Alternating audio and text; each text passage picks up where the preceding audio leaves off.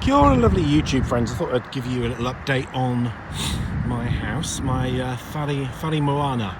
So I'm naming this, which means sea house, not seahorse, sea house. So yes, it's gone through lots of iterations. Various people have kind of helped me in between.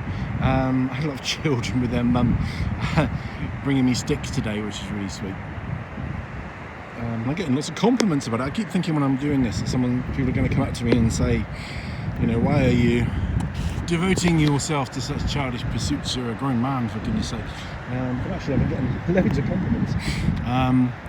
And this might even feature in the White Ribbon campaign, which is a campaign for against violence against women. And there's a giant white ribbon which they take around to different locations and photograph. So this might be one of the places that they take it. So we've gone, you know, I guess it's that old thing of what doesn't kill you makes you more strong. Is that every time, you know, something's happened to this or someone's damaged it, usually with, you know, just by trying to improve on it, just kids really, I've made it stronger and stronger and stronger. So the walls are probably about 4 or 5 feet thick in places, and I've got lots of extra kind of supports, and I've lifted some hefty barrels. I'll show you one that I lifted today, which is really probably quite unwise. I feel a bit further away actually, because it's difficult to get the perspective when you're close up to it. So so that front wall there of mainly kind of horizontal logs, that's about 5 feet high. So, and you can see where the strand is, generally where the tide comes up by all the flotsam and jetsam, but it does come up higher, and you can see that, you know, big logs have been carried up that far. So I'm trying to make it strong enough to withstand a stormy sea with, you know, tossing massive logs. That sounds like a euphemism.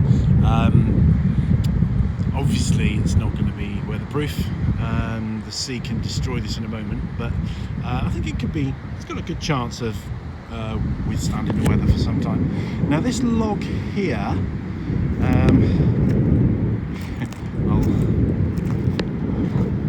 so this one here, I lifted that into position today by myself. Put on my own today, which is probably quite a foolish thing to do, really, but I managed to do it using some engineering principles, and various kind of, you know, pivoting and you know, building up logs underneath it and making slopes and stuff like that. So, and I didn't injure myself, thankfully. You could say I was foolish doing that, but I like to just get on, you know, and I want some really hefty material. So this is starting to get a little bit stronger now. I'm going to make this wall much thicker too, so you can see this comes out quite a long way. I'm starting to manage to fill in the inside of this wall with sand and stones. So this is actually the door. Cut this off here, so I've actually got a little Gothic arch door, but for the moment I'm coming in and out through here. And look at this, some kids found this and made a little sign saying welcome and put it up there. Bless them.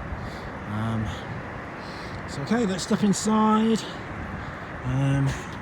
So yeah, I was struggling a bit with how to infill this wall here.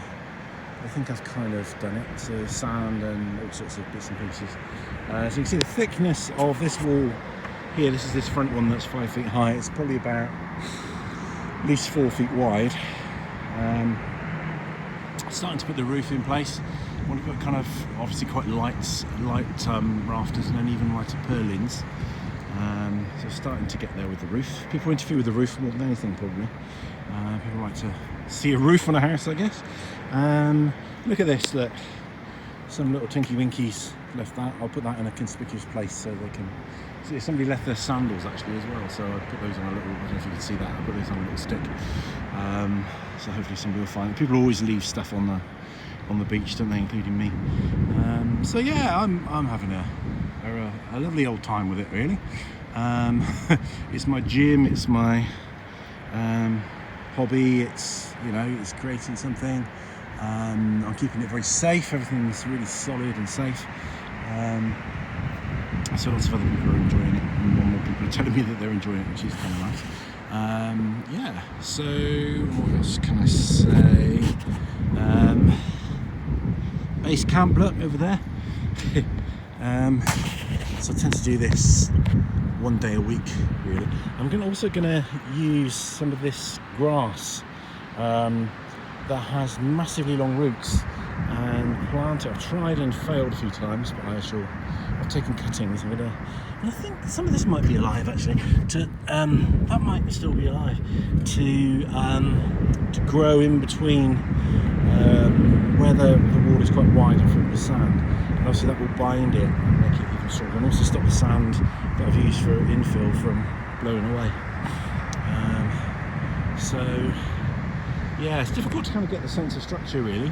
I kind of thought when I was going to build this it would be all nice and neat and square, and it would have been if I'd had more time to kind of select materials, but I've had to kind of rush really. I've had to do this in fits and starts, so I just grabbed what came to hand. But I'm having a very nice time with this, so I thought I'd share it with you. Thank you for indulging me. Thank you for watching. We'll keep you posted. That stick on the right there, probably use that as a flagpole, but like a koru, which is the fern flag up there, would be quite nice. And that sign, we're going to keep that. I will probably paint that nicely and put